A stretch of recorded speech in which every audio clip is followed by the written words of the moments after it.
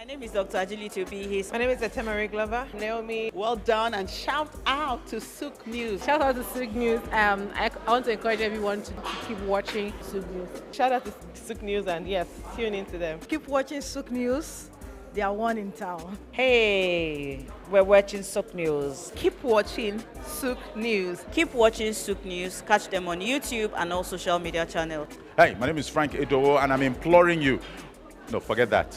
I am forcing you, coercing you to always stay tuned to Souq News for your news requirements. Tafawa Balewa Square, TBS. Tafawa Balewa Square was initially used as a horsing ground called Lagos Race Course. The edifice was constructed by General Yakubu Gowon in 1972 and named after Nigeria's first Prime Minister, Sir Tafawa Balewa.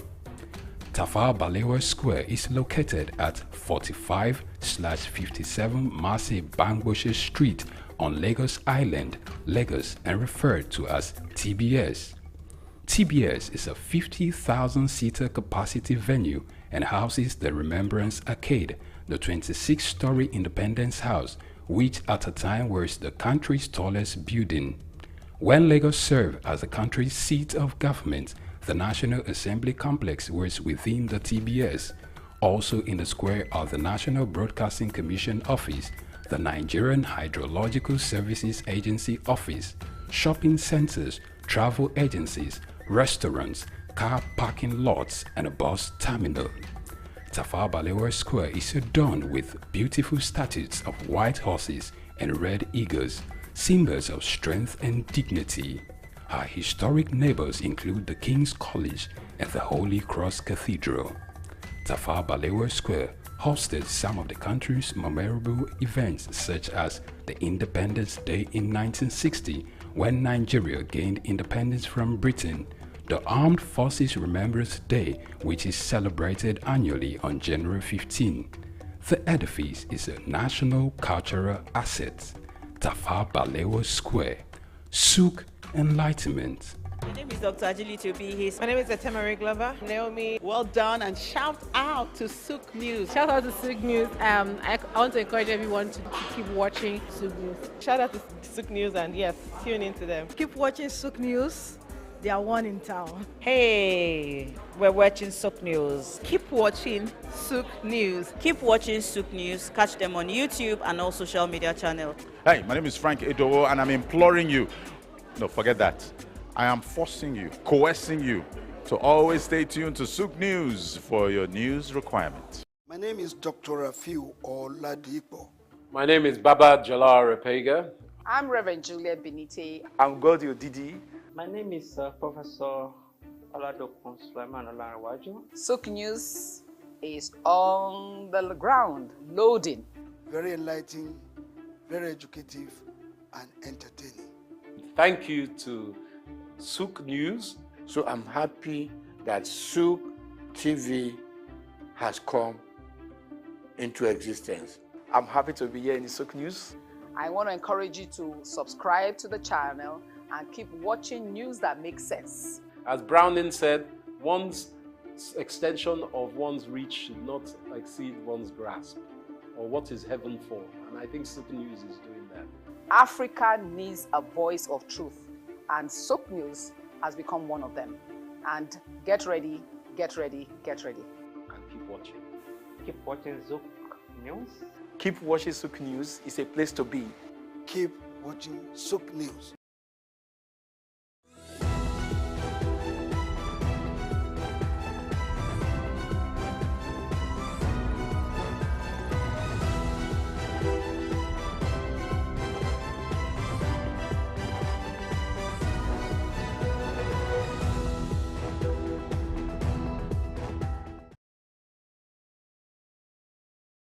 My name is Dr. Agility Obi. My name is Etemari Glover. Naomi, well done, and shout out to Souq News. Shout out to Souq News. I want to encourage everyone to keep watching Souq News. Shout out to Souq News, and yes, tune into them. Keep watching Souq News.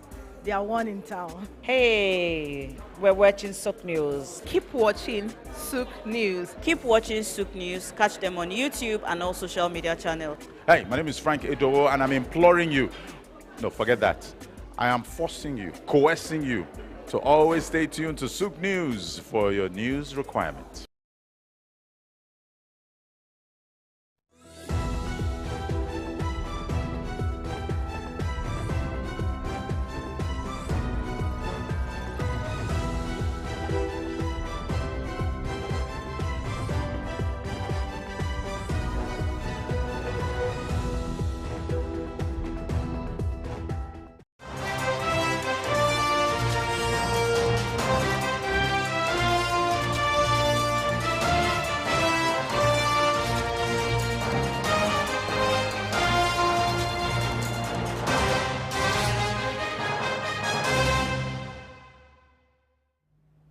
Hello and welcome to News Hour on Souq News, where we'll bring you stories from across the globe.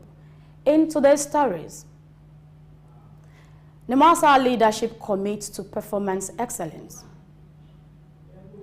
Shell to develop gas supply facility for Dangote fertilizer plant in Nigeria. BRICS nations embrace Russia's payment system in de-dollarization efforts. And now we take the story in full. Thank you for joining us. My name is Grace Komolafe. The Nigerian Maritime Administration and Safety Agency, NIMASA, concluded a 3-day performance management retreat during which the agency's executive director pledged performance improvement alongside the Director General CEO, Bashir Jamo. The Minister of Marine and Blue Economy, Adegboyega Oyetola, emphasized the administration's dedication to enhancing public service delivery, highlighting the maritime sector's pivotal role in driving the federal government's economic diversification agenda. The event underscored a shift towards performance-driven governance, signaling a new era of accountability and efficiency in government operations. Google Developers Group, GDB, in Akure, Ondo State, is set to host Premier Internet Computer Protocol, ICP, event aimed at empowering software developers across Nigeria. Led by ICP Sahara Hub, the initiative will convene industry leaders and tech enthusiasts to explore the potentials of ICP, fostering collaborations and innovation within the Nigerian tech ecosystem. With events spanning universities and virtual platforms, the program aims to guide thousands of students and developers on a transformative journey towards building successful tech careers and leveraging emerging technologies. These initiatives mark a significant milestone in Nigeria's tech landscape, providing a platform for learning, collaboration, and innovation among young minds.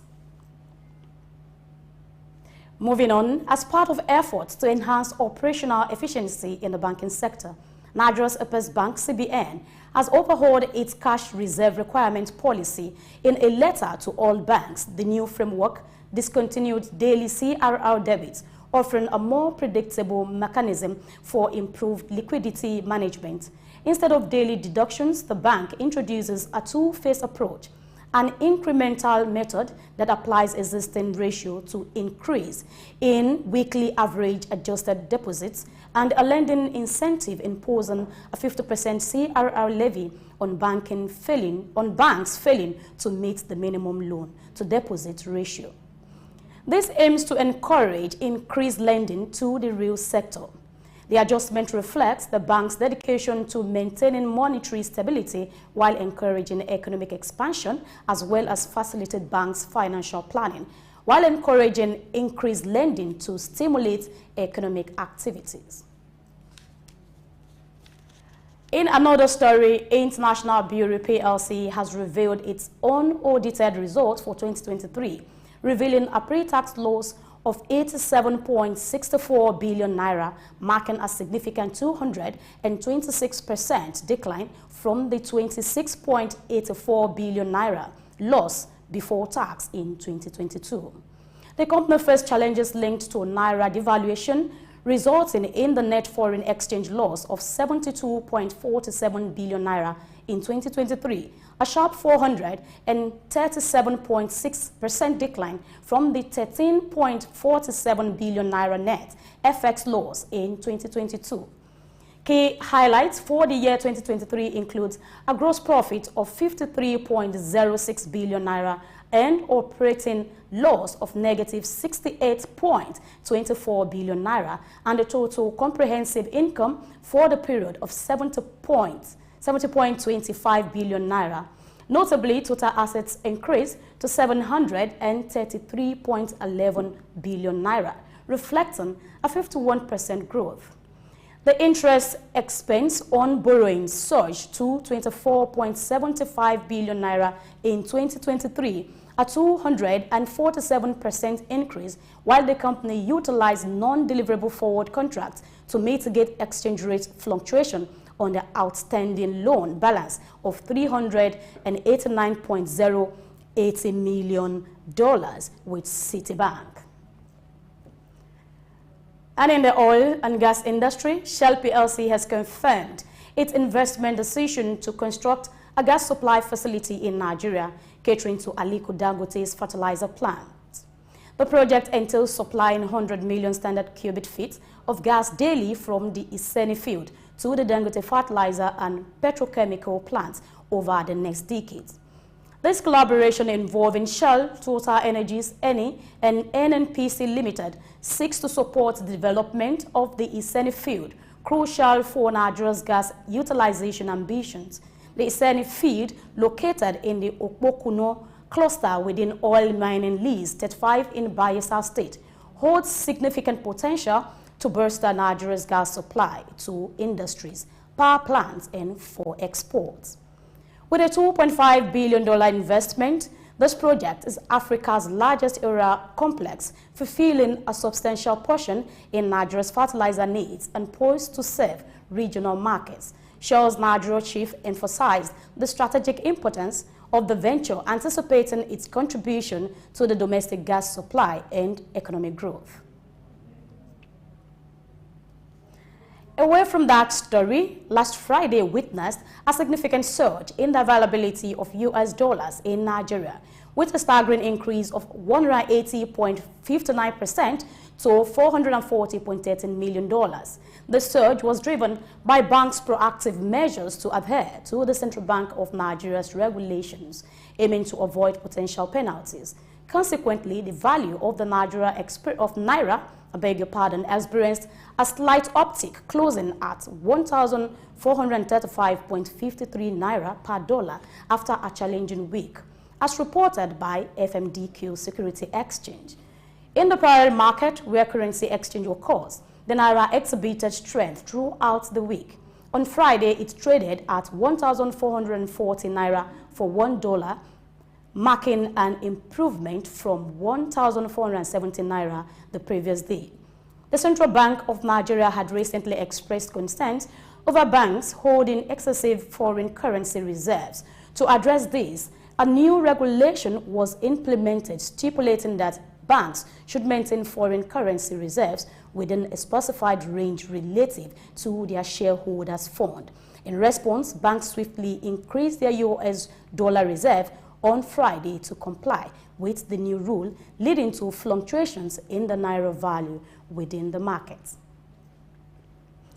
And now, Nasdaq-listed technology firm Yandex has finalized a substantial $5.21 billion cash and share transaction, selling at all its Russian assets to a consortium of local investors, including a fund ultimately linked to the prominent oil major Lukoil.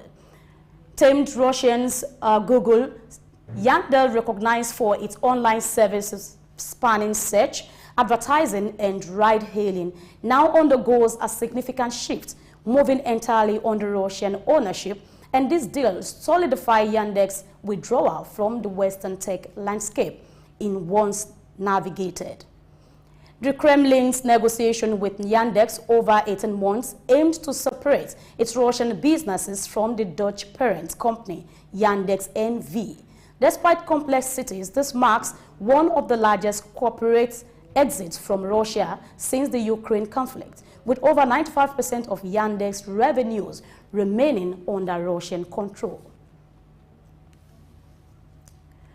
And MultiChoice Group, a leading player in Africa's media and entertainment sector, has made the decision to discontinue negotiations with Canal Plus, the media arm of the French conglomerate Vivendi. Canal Plus, known for its involvement in music, television, film, and video games, proposed a pre-share offer of $5.55 for the remaining MultiChoice shares, prompting the board's assessment that this valuation undervalues the company. This development reflects MultiChoice's commitment to ensuring that its market worth is accurately represented. Furthermore, the revelation of Group Canal Plus SA's substantial 35.01% stake in MultiChoice adds a layer of significance to the decision, emphasizing the dynamics of major stakeholders in the company's trajectory. And now we take a break and return to more stories. Stay with us. My name is Dr. Rafiu Oladipo. My name is Baba Jalal Repega. I'm Reverend Juliet Benite. I'm Godio Didi. My name is Professor Oladokun Sulaiman Olarawaju. Souq News is on the ground, loading. Very enlightening, very educative, and entertaining. Thank you to Souq News. So I'm happy that Souq TV has come into existence. I'm happy to be here in the Souq News.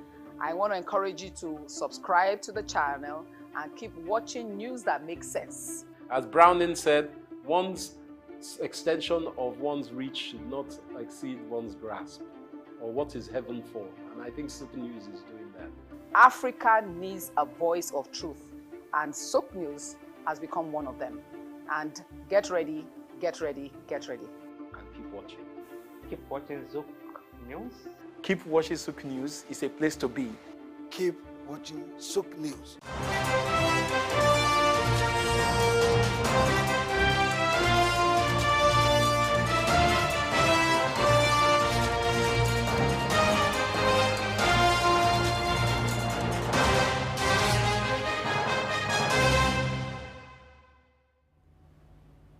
Glad to know you are still here. Welcome back.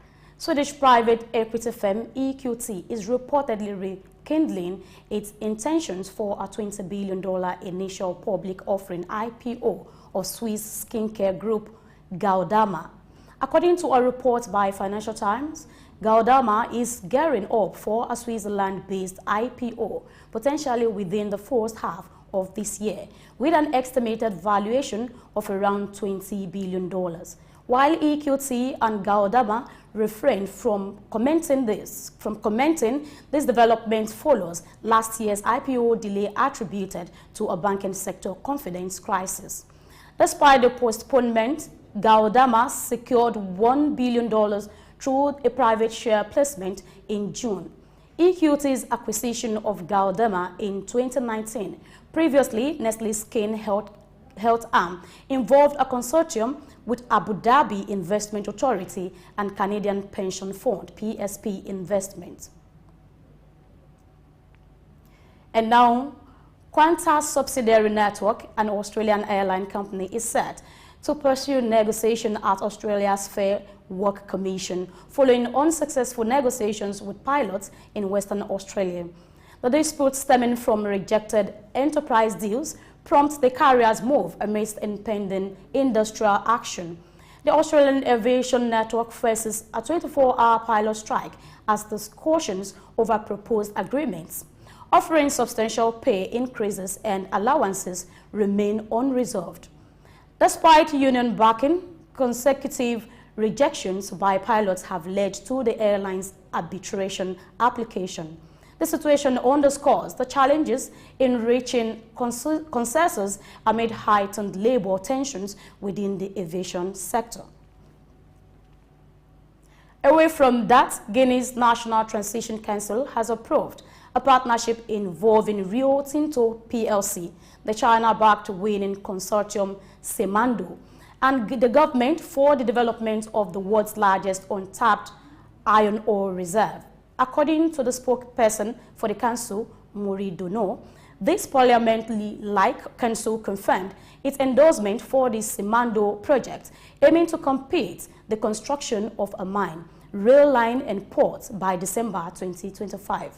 Initial ore production is scheduled for 2026, with plans for a steel factory and pellet plant in the 2030s. This initiative aligns with Rio Tinto's substantial $6.2 billion investment in iron ore projects, part of a broader $30 billion investment plan by 2025. And again, the Canadian government has extended its ban on foreign ownership of residential properties by 2 years, pushing the expiration date from January 1, 2025 to January 1, 2027. This policy adjustment is part of a broader strategy to address housing affordability concerns with escalating prices in both urban and rural markets across the country.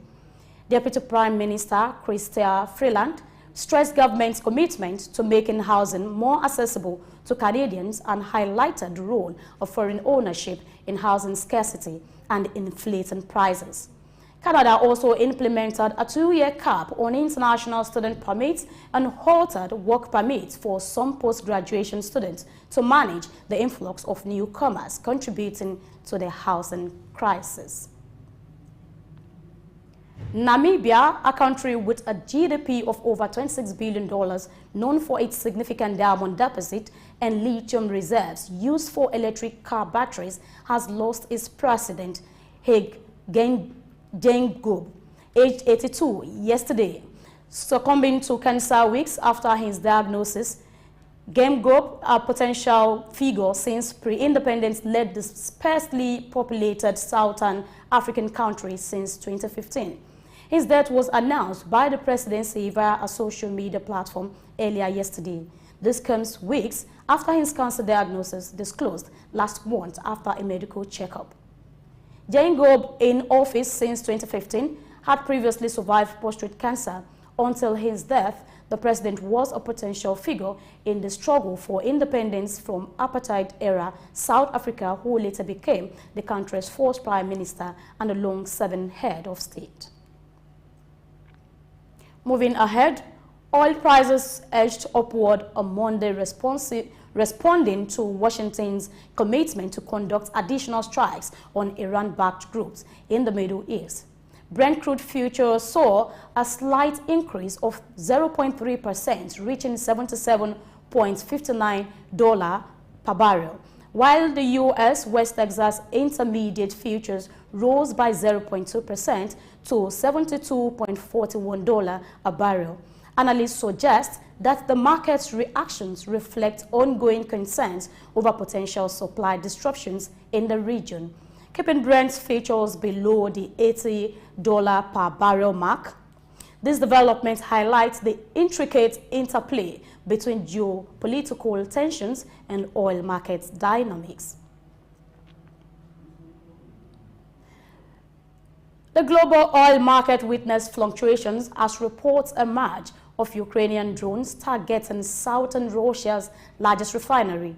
Amid escalating tensions, oil prices experienced a modest rebound from recent declines.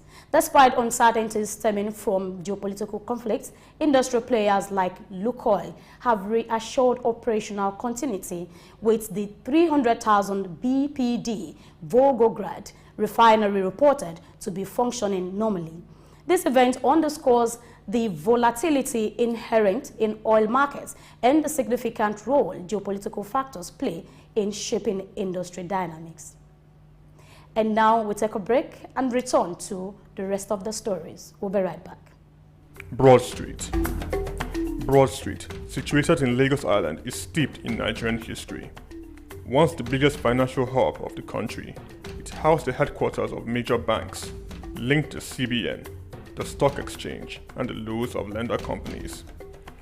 Broad Street is a historically significant street. It has played a central role in the development of Lagos and history, an important commercial and administrative center for the British colonial authorities. It was also home to some of the city's earliest modern buildings. Broad Street was a residential area in the pre-colonial era. With the British came the Methodist Boys High School in 1878 and the Broad Street Prison in 1882, renamed Freedom Park. The General Hospital, which was a British military hospital, was built in 1893, being the first general hospital in Nigeria. The old British Secretariat building, which is now the Federal Ministry of Justice, was built in 1906. Broad Street has seen a full turn into modern commercial office blocks, complexes, skyscrapers, and markets from the outer marina through Akpombo early into the Adeliji-Adele Road. Broad Street is one of the busiest streets in Nigeria on weekdays, where commercial activities take place day and night.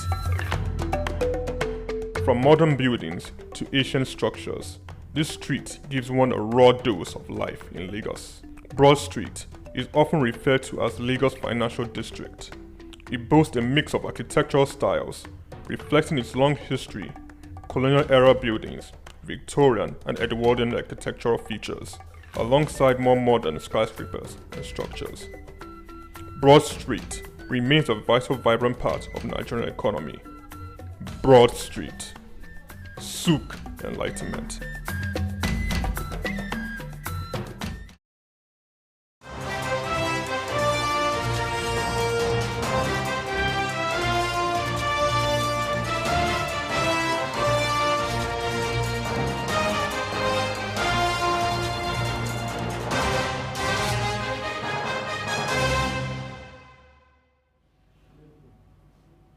Welcome back and thanks for staying. And now to the rest of the story.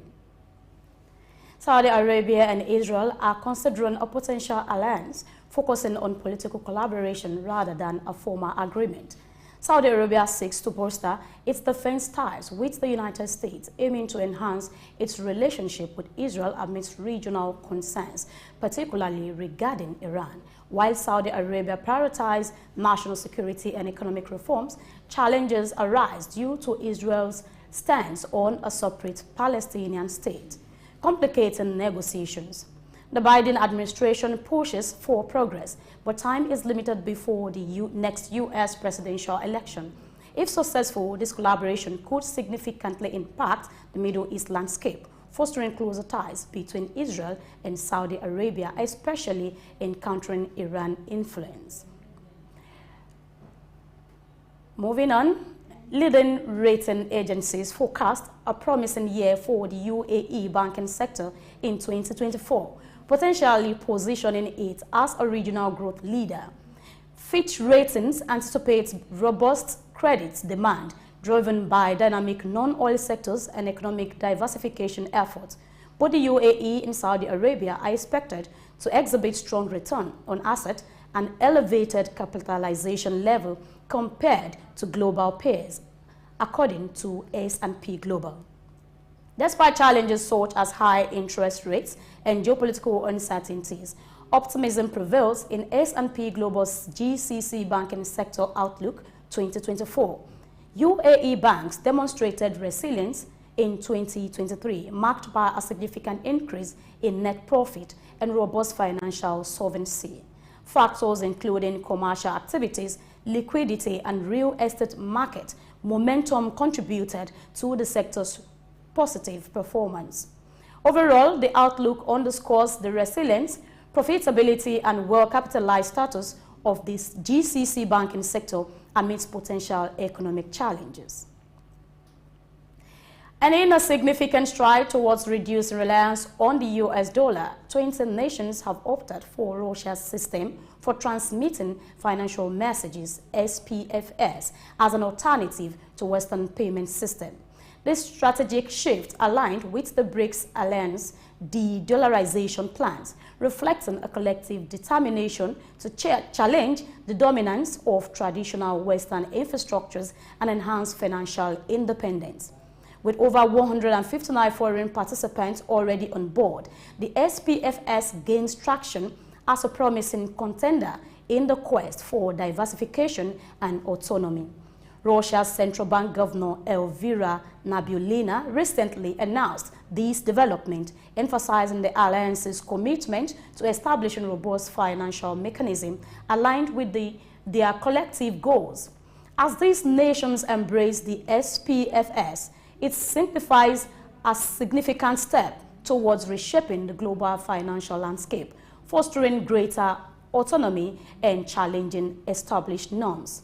The BRICS alliance continues to exert its influence on the international stage, paving the way for a more diversified and multipolar financial ecosystem. And that's all for now on News Hour. Don't forget to follow us on all our social media platforms at Souq News. Many thanks for watching. I am Grace Komalafe. Good afternoon.